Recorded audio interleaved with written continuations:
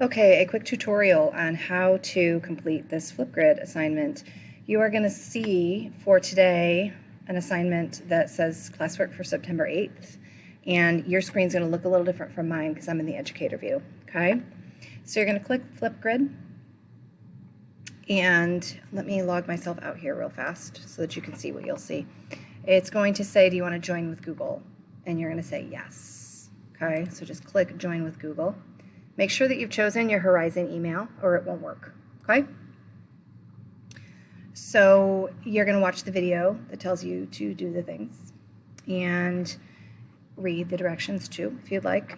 There's also a nifty button here that actually will read the directions to you if you'd like, but you know, you've got all kinds of options here. You're going to click record a response.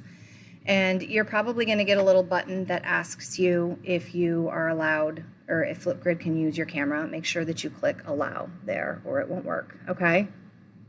So that is what you need to do for this assignment. And when you finish, you are free to go through and look at other students' assignments. And if you want, you can leave comments. But just remember your Aurora core values when leaving comments, okay?